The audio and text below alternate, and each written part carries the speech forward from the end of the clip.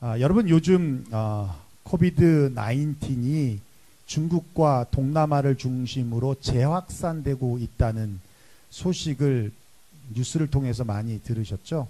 참 걱정스러운데요. 현재 미국을 비롯한 많은 나라들이 혹시나 모를 재확산을 대비하고 있어요. 뭐 백신이 있는데 그렇지 않더라고요. 또 변이이기도 하지만 백신이 또 안 통하고 또 사망률이 굉장히 높답니다. 그래서 또 걱정이긴 합니다만 2020년 3월 코비드 팬데믹 이후에 참 많은 것들이 변화가 됐어요. 그중 하나가 전 세계적으로 비만 인구가 폭발적으로 증가했다라는 것입니다. 여러분 그거 아십니까? 인터넷 사용 시간과 비만율은 비례한답니다. 그러니까 코비드 19 때 이 자가격리하면서 집에서 있으면서 인터넷을 많이 쓰다 보니 당연히 활동량이 줄어들고 그러니 그 먹는 모든 게 살로 됐다는 얘기죠. 특히 유럽 같은 경우는 비만, 과체중 비율이 감염병 수준에 이르렀다고 경고할 만큼 아주 위험 수위에 다다랐는데요. 그래서 세계 주요 국가들이 비만과의 전쟁을 선포하고 있습니다. 참 재밌는 건데요. 일본은 40이 넘잖아요. 40이 넘으면 공무원들, 정부기관, 국가기관에서 일하는 사람을 비롯한 회사에서 일하는 사람들 중에 40이 넘었는데 복부 비만이 있잖아요. 그러면 벌금을 낸답니다. 국가에서 벌금을 징수한대요. 그런 일도 있습니다. 왜 이렇게 각 나라들이 비만에 예민할까? 물론 건강과 직결되기 때문이죠. 여러분들이 잘 아시겠지만 비만은 당뇨, 혈압, 또 심장질환, 치매, 간지방, 그리고 각종 암, 성인병의 주범이 되고 있고요. 연구 결과에 따르면 비만 때문에 죽는 사람이 5명 중에 1명꼴이라고 할 만큼 건강에 치명적인 악입니다. 비만이 생기는 이유는 간단합니다. 몸으로 들어오는 에너지만큼 밖으로 내보내지 않으니까 몸에 쌓이게 되는 것이고 그것이 비만이 되는 겁니다. 쉽게 말하면 많이 먹는데 움직이지 않는 것이 비만이 되는 거예요. 그런데 비만은 우리의 건강만 위협하지 않습니다. 교회의 건강도 위협한다는 거예요. 교회도 비만해지면 건강한 교회가 아닌 병든 교회가 된다는 겁니다. 에베소 1장 23절이에요. 우리 한번 읽어볼까요? 시작. 교회는 그의 몸이니 만물 안에서 만물을 충만하게 하시는 이의 충만함이니라. 네, 교회는 그의 몸이다. 그리스도의 몸이 교회라는 말씀입니다. 만약 교회가 받은 은혜와 에너지를 세상에 흘려보내지 않는다면 영적인 비만에 걸리게 되는데, 그러면 세상에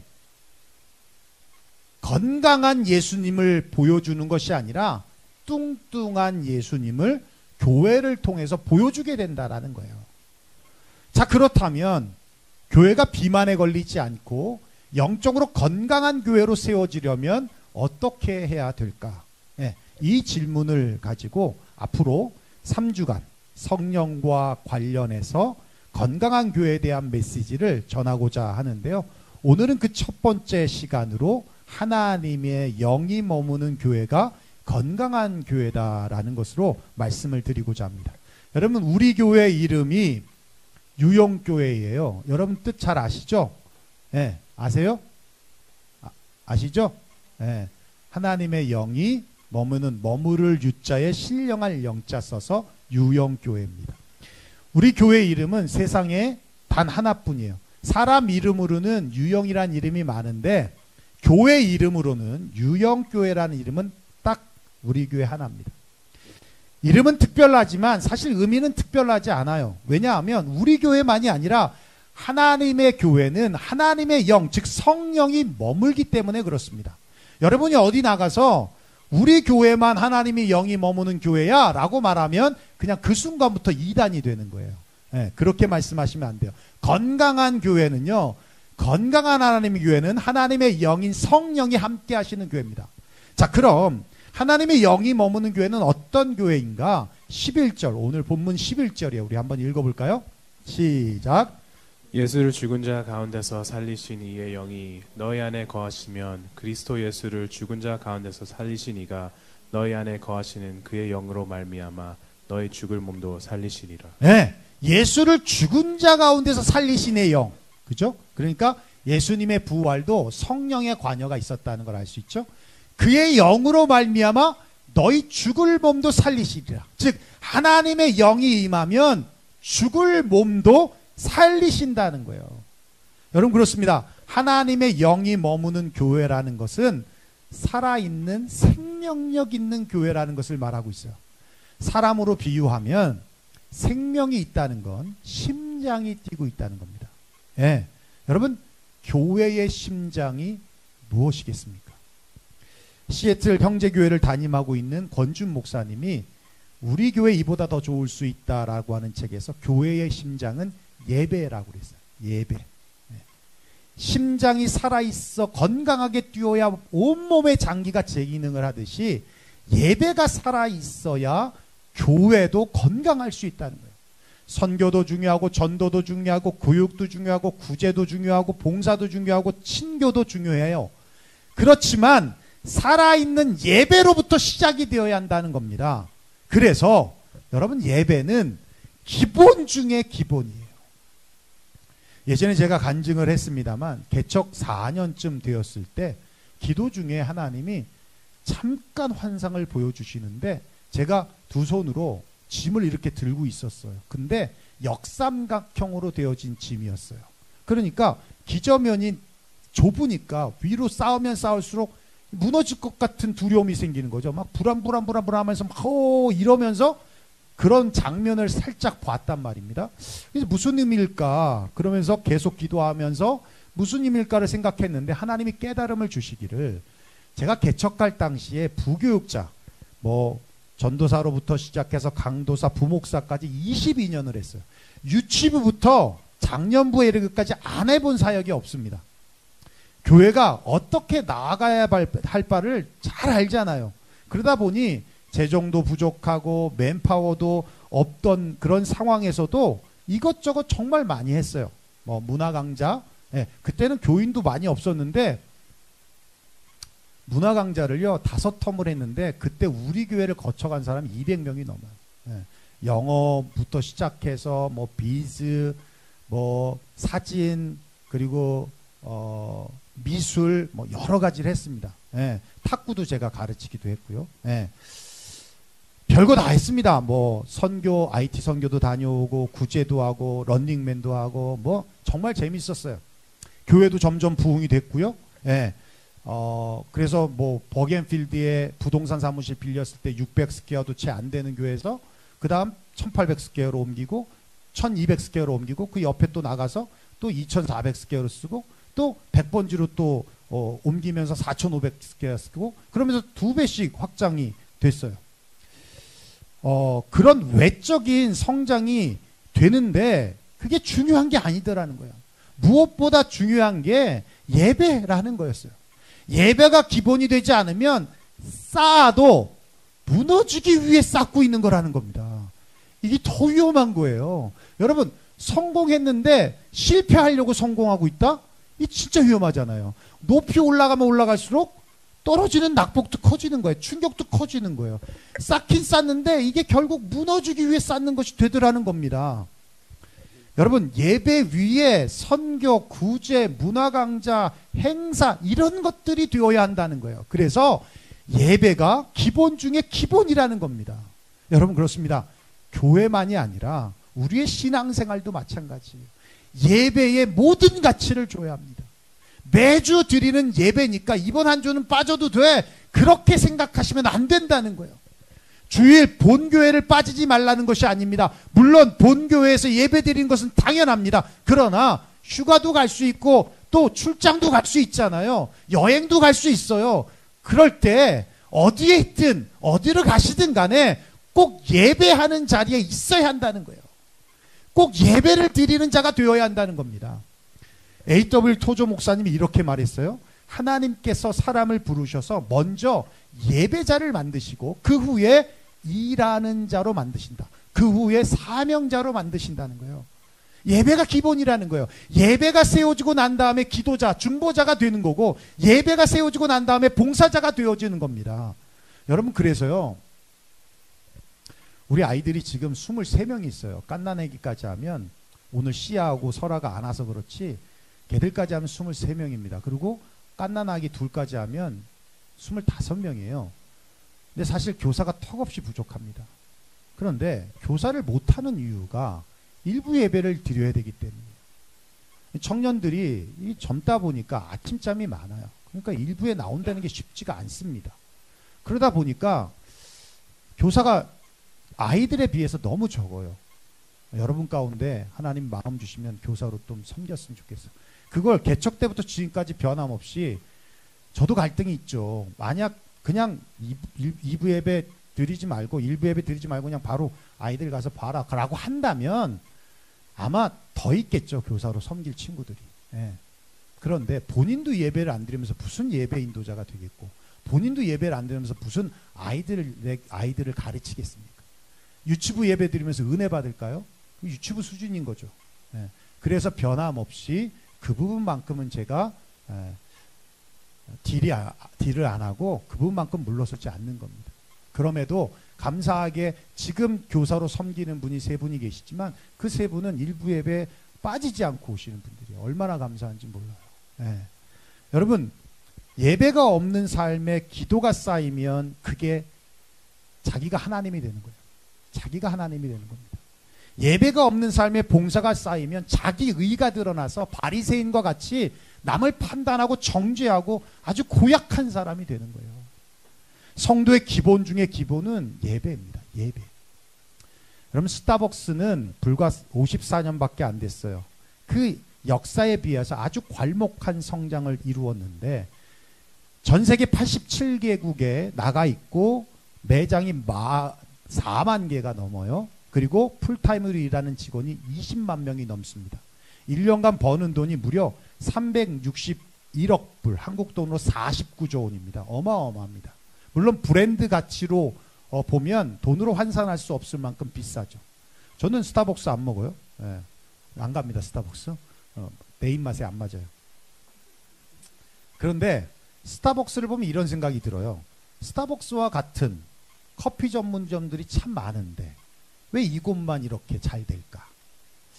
어떤 면에서는 시설도 더 좋고 커피 맛도 더 좋은 전문점들이 많은데 왜 스타벅스만 이렇게 잘 될까? 커피 원두가 좋아서일까? 직원 교육을 잘해서일까? 근데 그 이유를 스타벅스의 창업자인 하워드 슐츠가 이런 말을 했어요. 거기서 찾을 수 있는데요. 스타벅스에 들어오는 세계인들은 단지 커피 전문점에 오는 게 아니라 신분 상승으로 여기게 하겠다. 네. 실제로 스타벅스에 들어가는 사람들은요, 느끼는 감정이 커피만 마시는 게 아니라 그곳의 분위기를 마심과 동시에 자기의 신분이 하나 더 높아지고 커진다라는 느낌을 갖게 해준다는 거예요. 여러분, 미국 그래요? 미국 아니죠. 한국은 그래요. 그래서 한국은 스타벅스 마시면 이렇게 마시지 않아요. 이렇게 마셔요. 상품이 보이게, 스타벅스 마크가 보이게. 명품이라 생각하거든요. 그렇죠, 명품이죠. 세 모금 빨면 없는데 명품이죠. 그래서 이렇게 먹어요. 이렇게. 그리고 이거 계속 세 모금이 없는데 한 모금 한 모금씩 1시간 들고 다니면서 명품 먹는다고 하는 거죠. 네. 진짜 그래요. 그런데 커피 말고 뭔가가 더 있기 때문에 그곳이 성장하다라는 거예요. 뭔가가 더 있어야 하더라는 겁니다. 그게 뭐예요? 플러스 알파라는 거예요. 커피 말고 플러스 알파가 있으니까 사람들이 오더라는 거예요. 식당도 그렇습니다. 다른 식당과 다를 것 없어요. 근데 이 식당은 잘 돼요. 봤더니 플러스 알파가 있어요. 소스가 맛있든지 재료가 신선하든지 친절하든지 가격이 착하든지 아니면 서비스를 잘 주든지. 예, 여러분, 우리의 삶도 마찬가지입니다. 누구나 비슷하게 공부해요. 누구나 비슷한 길을 가는데 누구는 잘 되고 누구는 안 돼요. 무슨 차이일까요? 예, 플러스 알파가 있고 없고의 차이더라는 거예요. 사랑하는 유영교회 성도 여러분, 신실한 예배자가 되는 것, 그건 내 삶의 플러스 알파를 만들어내는 거예요. 예배를 최우선으로 하면 하나님은 우리의 삶에 플러스 알파를 만들어 주신다는 겁니다. 우리 유영교회가 나아가야 할 길이 바로 여기에 있어요. 예배에 집중하자. 여러분, 우리 정말 잘하고 있어요. 정말 잘하고 있지만 더 집중해야 돼요. 여러분들이 토요일 밤에 새벽 2시, 3시, 4시까지 잠 안 자고 그리고 정신력으로 깨어나서 교회 나오면 여기서 자. 여기서 자요. 네. 왜 여기서 자? 집에서 자지. 네? 여기서 자. 토요일 날 몇 시에 주무셔야 돼요? 9시에 주무세요. 9시.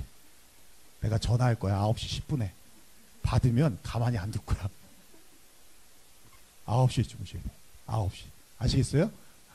일찍 주무셔야 돼요. 일찍. 예. 그리고 11시에 뵈면 충분히 12시에 자도 충분히 자고 오는 거 아니에요?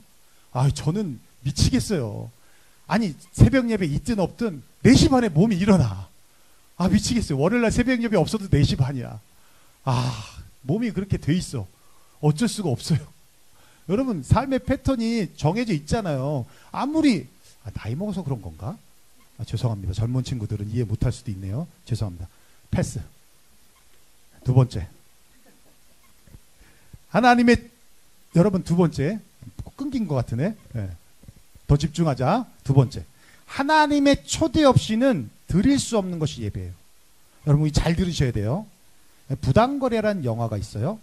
유승범 씨가 아주 유명한 명언을 했어요. 한번 읽어볼까요? 시작. 호의가 계속되면 그게 권리인 줄 알아요. 호의가 계속되면 그게 권리인 줄 안다. 호의를 계속 베풀었더니 그걸 은혜로 받아야 되는데 계속 베풀었더니 받는 사람이 권리로 생각하는 거예요. 그래서 호의를 베풀지 않으니까 왜 안 해줘요? 이러고 있는 거예요. 말이 안 되는 거죠.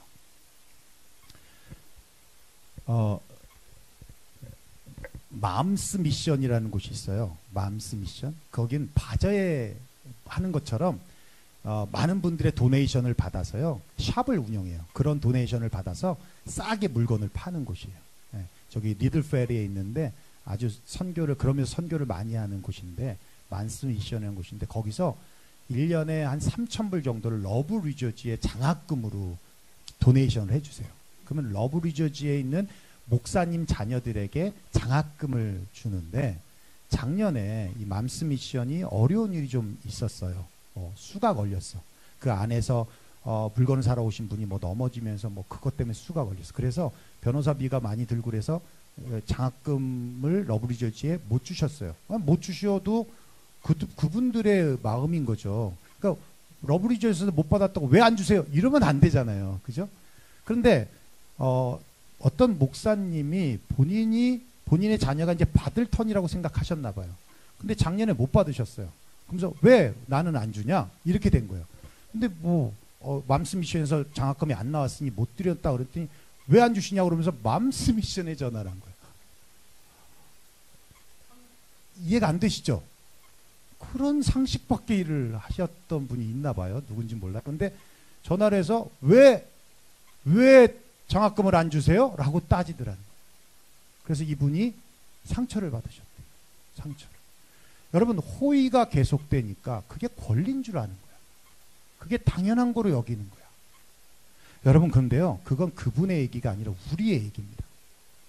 여러분, 우리가 분명히 알아야 할 것이 있어요. 하나님께서 은혜를 베푸셔서 이렇게 매주 예배를 드리니까 이게 내 권리라고 착각하는데, 그래서 내 의지로 내 뜻대로 내가 운전해서 내가 걸어서 왔다라고 생각해서 드리고 싶을 때 드리고 싶지 않을 때 안 드린다라고 생각할지 모르지만 절대 그렇지 않아요. 우리가 이렇게 예배 드릴 수 있는 건 우리의 권리가 아니라 하나님의 은혜입니다. 여러분 믿습니까? 하나님의 은혜로 우리가 예배를 드리는 거예요. 예, 여러분 마태복음 10장 한번 읽어볼까요? 시작. 참새 2마리가 한 앗사리온에 팔리지 않느냐? 그러나 너희 아버지께서 허락하지 아니하시면 그 하나도 땅에 떨어지지 아니하리라. 예, 하나님께서 아버지가 허락하지 않으면 비록 비천한 참새 한 마리라도 땅에 떨어지지 않는다라는 거예요. 여러분, 이 사실을 노아 시대에 하나님께서 증거해 주시는데 여러분 노아 시대 잘 알죠? 죄가 관영한 시대예요. 그래서 하나님께서 물로 심판하기로 작정하시고 노아에게 방주를 만들라고 말씀을 하시잖아요. 그리고 때가 되어서 하나님의 심판이 시작이 되었습니다. 땅이 터지고 하늘이 뚫리면서 40일 동안 땅과 하늘에서 쉼없이 비가 내렸어요. 그래서 홍수가 났습니다. 높은 산들이 덮였고요. 땅 위에 있는 모든 기식하는 생물들은 다 죽었습니다. 그리고 그 물이 무려 150일 동안 가득 찼어요. 노아가 600세 되던 해에 심판이 시작됐는데 홍수가 났는데 1년이 지나는 거의 1년이 되는 때에 1월 1일입니다. 방주의 뚜껑을 열고 봤어요. 그랬더니 물이 걷히고 땅이 말랐습니다. 그런데 노아는 나오지 않았어요. 그로부터 무려 57일 동안 방주에 머물렀습니다. 여러분 한번 생각해 보십시오. 이게 결코 쉬운 일이 아닙니다. 깜깜하고 환기도 안 되는 동물 냄새가 진동한 방주 안에서 무려 1년 가까이 있었어요. 여러분 얼마나 답답하겠습니까? 지금 나갈 수 있어요. 물이 없어. 땅이 말랐어. 나갈 수 있어요. 얼마나 나가고 싶겠어요. 그런데 그 뒤로부터 57일을 더 있었다는 얘기야. 왜요? 하나님이 허락하지 않았어요. 하나님의 허락을 기다리고 있었다는 겁니다. 그리고 드디어 하나님의 허락이 떨어졌어요. 그래서 방주에 나왔습니다. 그리고 노아가 제일 처음 한 게 뭔지 아십니까? 제단을 쌓고 하나님 앞에 예배를 드렸다는 거예요. 여러분, 노아가 드린 예배를 생각해 보십시오. 내가 드리고 싶어서 드린 게 아니라 하나님이 허락하셔야만 드릴 수 있었다는 것을 알게 됐다는 거예요. 여러분, 우리가 매주 내 의지로 예배를 드린다고 생각해서 내 권리라고 착각할지 모르지만 하나님이 허락하지 않으면 이곳에서 예배 드릴 수 없는 겁니다. 여러분, 우리 잊으셨어요? 팬데믹 때 다 경험했잖아요. 예배 드리고 싶어도 예배 드릴 수 없었어요. 네, 예배 드릴 수 없었어요. 그리고 지금 육신의 연약함 가운데 있는 분은요, 나오고 싶어도 못 나오는 겁니다. 어떤 사연, 사건, 사고에 있는 분들은 이 자리에 오고 싶어도 못 오는 거예요. 지금 여러분들이 예배를 드리고 있다면 이건 하나님께서 허락하신 예배이고 하나님께서 여러분을 초청하신 예배입니다. 그러게 지금 여기서 예배 드리고 있는 것이 감사이고 감격이고 주님의 임재를 사모하면서 예배를 드려야 한다는 거예요. 여러분 믿습니까? A.W. 토조 목사님은 예배인가 쇼인가라는 책에서 그렇게 말했어요.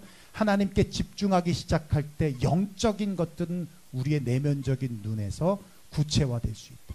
하나님 앞에 집중하게 될 때 영적인 것이 보이게 된다는 거예요. 다시 말해서 하나님 앞에 집중할 때 하나님의 임재를 경험하게 된다는 겁니다. 여러분, 예배는 쇼가 아니에요. 예배는 월십입니다. 하나님을 높이는 것이고 하나님만을 집중하는 거예요. 여러분, 유사운드 처치를 담임하고 계시는 찬양 사역자인 천관은 목사님이 계시는데 아마 여러분 잘 아실 거예요. 미랄이라는 찬양, 그죠? 세상을 구원하시기 위해 흘려야 할 피가 있다면. 네. 뉴사운드 처치를 개척하기 전에는 목동의 제작교회에서 디사이플스라고 하는 찬양팀을 이끌면서 목요 찬양 집회를 인도하신 인도자입니다. 지금으로 보면 윌 러브보다 더 유명했던, 더 사람들이 많이 모였던 그런 집회예요. 천 목사님이 지인의 소개로 중국을 방문하게 됐고 중국의 지하교회를 방문하게 되었는데 택시를 타고 시골 총구석을 넘어 완전 깡촌인 곳으로 가더라는 거예요. 택시가 딱 섰습니다. 앞에 봤더니 비닐하우스 같은 허름한 건물이 있었어요. 그리고는 들어가는데 지하로 내려가더라는 거예요. 네, 봤더니 거기가 바로 예배 장소였어요. 소위 지하교회였던 거예요. 맨 뒷자리에 마치 구경꾼처럼 앉아서 예배를 드렸습니다. 앞에서 나이 드신 분이 찬양 인도를 하시는데 악보도 없고요. 박자도 안 맞고 음정도 틀려요. 그러니까 찬양 인도자인 자신이 볼 때 너무 웃기잖아요. 어떻게 보면. 네. 그러면서 이제 찬송가를 드리는데 그렇게 무려 1시간을 인도하시더라고요. 네. 뭐 앞에 회중들이 컴플레인도 없고 다 그냥 어쨌든 다 따라서 하시는 거죠. 네. 그리고 대표기도 시간이 되어서 대표기도를 맡은 할머니 권사님이 허리를 구부정하게 이렇게 걸어서 올라오는데 강단에서 이제 기도를 하는데요. 기도 중에 찬송가 가사를 읊으시더라는 거예요. 나 같은 죄인 살리신 주은혜 놀라워. 그 가사를 이렇게 읊으시면서 갑자기 막 우시더라는 거예요. 그리고 정적이 쫙 흘러요. 그리고는 하염없이 우시면서 그 자리에 주저앉아서 막 우시는 거예요. 그 모습을 본 담임 목사님이 계시잖아요. 설교를 맡으신 목사님이. 당연히 권사님 이러지 마시고 기도를 마치셔야죠 하고 이렇게 일으켜 세우실 수도 있고, 아니면 진정하세요 라고 하실 수도 있는데 전혀 터치가 없어요. 그러더니 목사님도 갑자기 얼굴이 변하더니 아무 말 없이 막 울기 시작하는 거예요. 아무도 말리는 사람이 없어요. 아무도 말하는 사람이 없어요. 앞 좌석부터 시작한 회개와 감사의 눈물이 전염되듯 한 명 한 명씩 전염이 되면서 뒤로 오는 거예요. 누가 시킨 것도 아니고 누가 그러라고 주입한 것도 아닌데 모든 성도들이 목 놓아 울기 시작하더라는 겁니다. 그 광경을 지켜보던 천 목사님께서 이게 뭐지 그러고 있는데, 앞에 권사님이 있는 그 강단에서부터 온몸으로 느껴지는 그런 강한 바람 같은 것이, 미세한 그런 힘들이 사람들 한 사람 한 사람을 이렇게 만지는 것이 보이더라는 거예요. 한 사람 한 사람 만질 때마다 사람들이 막 눈물을 흘리면서 그 자리에 엎드려 막 기도를 하기 시작했다는 거예요. 그러면서 목사님이 이게 뭐지 하면서 맨 뒤에서 지켜보고 있는데 천 목사님한테도 갑자기 뭔가 훅 하는 바람 같은 게 탁 들어오면서 자신을 탁 치는데, 그때 자기의 가슴을 딱 치는 순간 자신도 모르게 평안함이 오고 감사함이 오고 미안함이 느끼면서 막 울기 시작하더라는 겁니다. 서러워서 온 것도 아니고 우울해서 온 것도 아니고 정말로 너무도 평화롭고 너무도 기쁜데 울음이 나오더라는 거예요. 그리고 무엇으로 표현할 수 없는 그 위로가 그 시간 자신에게 가득 넘치는 걸 느끼더라는 거예요. 저는 사실 이런 경험을 해봤거든요. 제가 고등학교 때 경배와 찬양을 한 주도 안 빼놓고 목요 경배와 찬양을 버스 2번 타면서 다녔는데요. 그때 그 찬양 집회 가운데 성령님이 어마어마하게 역사를 하시는데 뭔가가 내 가슴을 뻥 치더라고요. 그러면서 울음이 터지는데 저는 이 경험을 했어요. 뿐만 아니라 제가 집회를 할 때도 이런 경험을 했었는데, 목사님은 그것이 성령의 임재와 터치였다라고 확신을 했습니다. 그 울음바다가요 무려 1시간이 지속되었고, 겨우 진정되어서 목사님이 설교를 시작하는데 2시간 설교를 하시고요. 그리고 찬양하고 예배가 마쳤는데 잠시 쉬고 또 예배를 드리더라고요. 그리고는 예배를 마치고 천 목사님이 이제 그쪽 목사님과 교제를 하는데, 놀라운 건요, 예배 중에 일어났던 이 현상은 그냥 이벤트가 아니었어요. 특별한 이벤트가 아니라 예배 드릴 때마다 나타나는 성령의 역사라는 겁니다. 여러분, 이런 사실이 믿겨지지 않을지도 모르겠지만, 여러분, 선교지에서, 특별히 이렇게 박해가 심한 선교지에서는 하나님의 역사가 정말 강하게 일어나요. 왠지 아십니까? 목숨을 걸고 예배를 드리는 거거든요. 여러분, 이 예배 드리다 걸리면 최소 고문입니다. 여러분, 중국에서는 누가 리더인지 아십니까? 고문의 흔적이 많은 사람이 리더예요. 그래서 어떤 목사님이 찾아가서 여기 리더가 누구세요? 그랬더니 접니다. 그래서 신학 공부하지도 않았어요. 그래서 어떻게 당신은 리더입니까? 그랬더니 우통 까더라고. 우통 까니까 이 고문의 흔적을 따라 리더를 정하는 거더라고. 네. 최소 고문이고요. 안 되면 죽는 거예요. 사형입니다. 사형. 순교를 각오하고 드리는 예배라는 거예요. 그러니까 누구보다 더 간절하고 누구보다 더 갈급한 겁니다. 비록 비닐하우스 같은 낡은 건물이고 누가 볼까봐 쾌쾌한 냄새가 나는 지하에서 몰래 숨어서 드리는 예배지만 목숨을 건 예배예요. 더 갈급하고 더 간절한 예배. 하나님의 영과 성령이 임재하게 되고 그런 예배가 되면 그곳이 안식처가 되고 그곳이 천국이 되는 겁니다. 여러분 믿습니까? 여러분 우리를 보세요. 우리는 얼마나 좋은 환경에서 예배 드립니까? 우리는 얼마나 좋은 악기를 두고 예배를 드립니까? 그래도 입 안 열고 찬양 안 하는 사람도 있어요.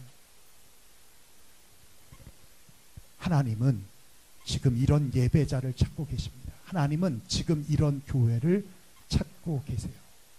우리 말씀 한번 읽어볼까요? 요한복음 4장 23절 한번 읽어보겠습니다. 시작.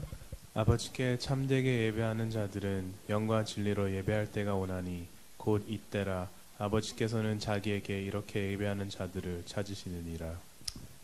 여러분 영과 진리로 드리는 예배자, 영, 성령과 진리, 말씀으로 드려지는 예배자, 성령과 그리스도로 드려지는 예배자, 그렇게 예배 드리는 예배자를 통해서 하나님은 영광을 받으시는 것이고, 그리고 그 영광을 받으실 때 하나님께서 그 예배자에게 은혜와 사랑과 평강을 쏟아부으며 플러스 알파의 삶을 만들어 주시는 겁니다.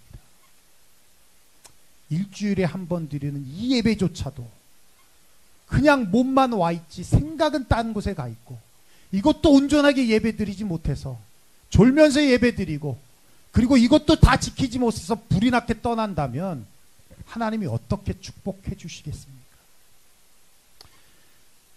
저는 여러분 부흥회 인도하고 난 그 다음 주부터 밤마다 와서 기도를 하고 있어요.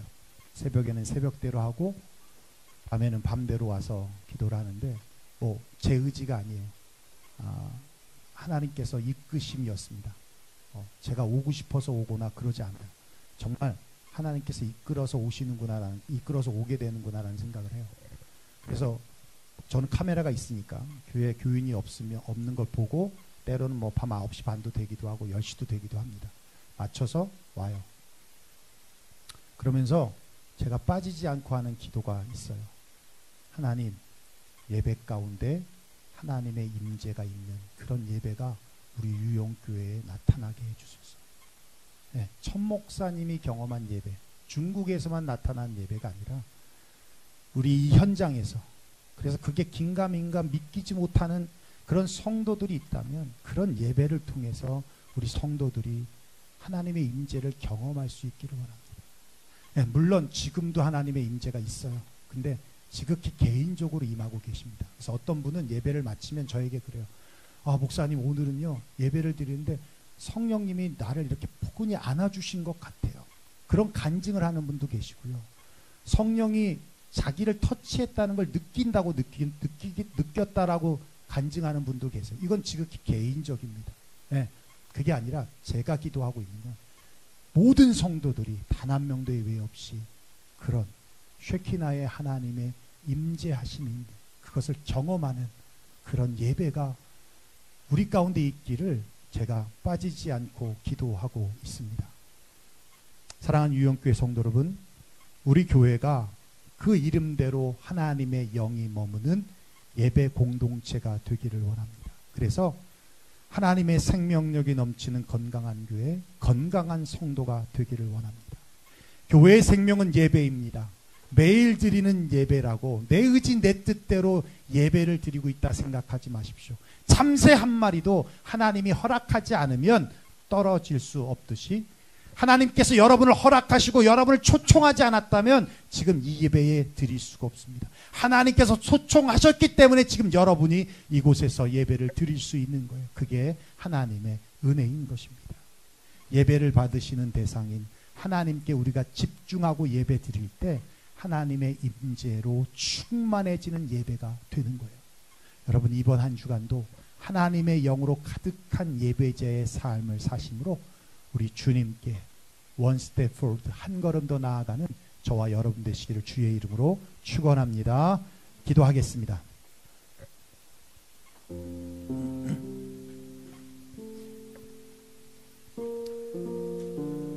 네, 여러분 오늘 말씀 들은 대로 그런 기도가 있었으면 좋겠어요.